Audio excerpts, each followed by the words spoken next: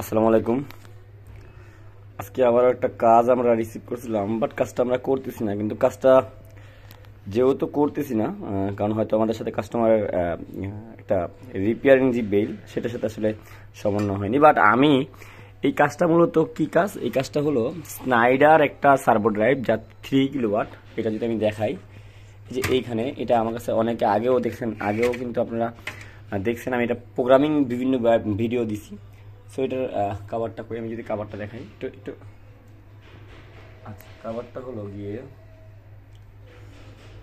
এই কাভারটা হলো এই কাভারটা হলো এলটি বা বিজো সাইট।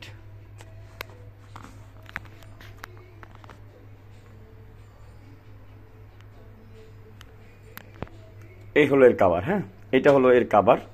সো এটা 3 কিলোওয়াট একটা ড্রাইভ, যার প্রবলেম ছিল মূলত বাস ভোল্টেজ ইরর।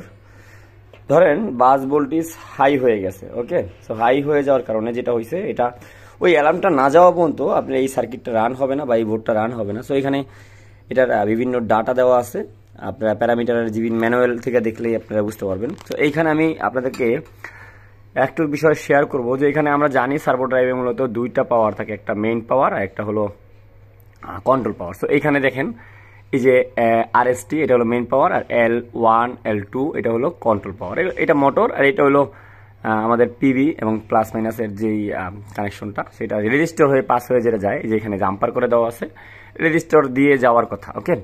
তো এখানে এটার একটা সমাধান আমি আপনাদেরকে দিতে পারি, যে বাস ভোল্টেজ হাই কখন হয়, এরকম একটা নলেজ। দেখেন এইটার প্রবলেমটা হয়েছিল কি,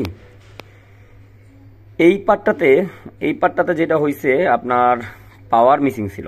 এতে করে যা হবে, আপনার এই ক্যাপাসিটার যে ভোল্টেজটা জমা হবে, সেটা খরচের কোনো জায়গা পাবে না। খরচ কেমন, ধরেন একটা রেজিস্ট্যান্স এখানে একটা রেজিস্টর থাকতে পারে ক্যাপাসিটারের জাম্পারে, এবং এরকম এই যে এই রেজিস্টারটা আমরা এখানে দেখেন আমরা কোনো মতো লাগাইছি, কারণ এখানে রেজিস্টার ছিল না। সো এটা যেটা করে সেটা হলো বাস ভোল্টেজটাকে স্থির রাখে, হ্যাঁ। এবং যখন আপনি পাওয়ারটা অফ করেন, তখন এটার পাওয়ারটা চলে যায়, দেখবেন যে এই এলইডি থাকবে, একটা এলইডি লাইট থাকবে, সেটা খুব অল্প সময়ের ভিতরে নিভে যাচ্ছে, এরকম একটা জিনিস আপনি দেখতে পাবেন এখানে। কিন্তু যখন দেখবেন যেটা অনেক সময় ধরে জ্বলতেছে, বন্ধ হচ্ছে না লাইটটা, বা অনেক সময় ধরে জ্বলে থাকবে, তখন বুঝতে হবে যে আপনাকে এটার বাস ভোল্টেজ খরচ হচ্ছে না, ওকে। যখন আপনি স্টপ করতেছেন, এই ভোল্টেজ যে জমা হচ্ছে এটা খরচ হচ্ছে না।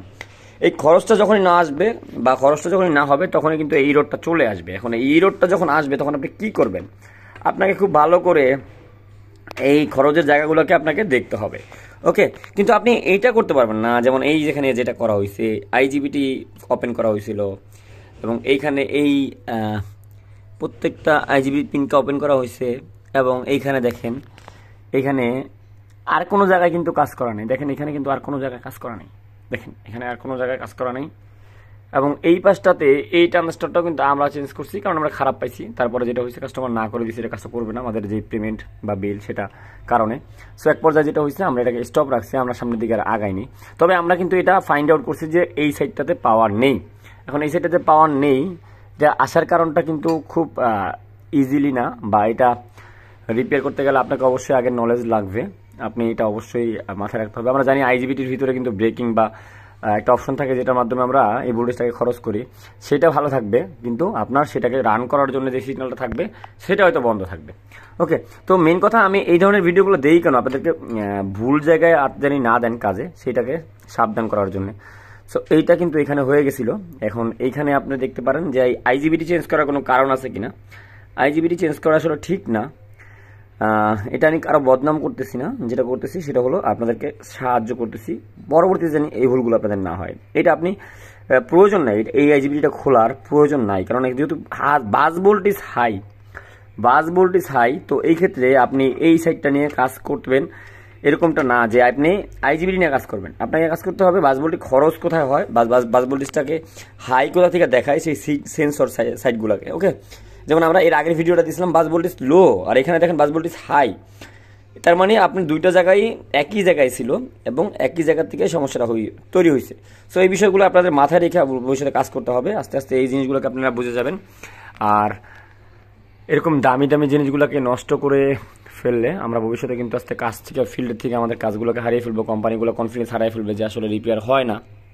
এখানে এই যে কাপলারটাকেও দেখেন চেঞ্জ করা হয়েছে, আমি জানি না এখানে কে কোন ভাই কাজ করছে, বাট যেটা হয়েছে এইভাবে আসলে কাজ করা ঠিক না। এরকম আমাদের কাছে অনেক বেশি আসে, এটা আসলে ঠিক না। ওকে, তো নেক্সট আমাদের সাথে যারা কাজগুলো আমাদের কাছে বেশিরভাগ কাজগুলো এরকমই আসে যে দ্বিতীয়বার কাজ করা বা তৃতীয়বার কাজ করা এরকম আসে।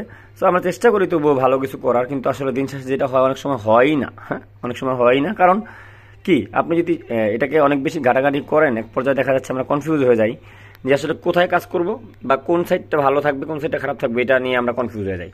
কারণ অনেক সময় দেখা যায় ভালো জায়গাটাকে আপনার কাজ করতে করতে খারাপ করে ফেলতেছেন। এমন অনেক আইসি আছে যেগুলো টেম্পারেচারের কারণে নষ্ট হয়ে যায়, রানিং ছিল ভালো ছিল বা টেম্পারেচার বেশি হওয়ার কারণে নষ্ট হয়ে যায়। তো এই জিনিসগুলোকে আপনারা ফলো রাখবেন, এগুলোকে দেখে দেখে কাজ করবেন। ভালো থাকবেন সবাই, দেখা হবে নেক্সট কোনো ভিডিওতে আপনাদেরকে সাহায্য করার জন্য। আল্লাহ হাফেজ।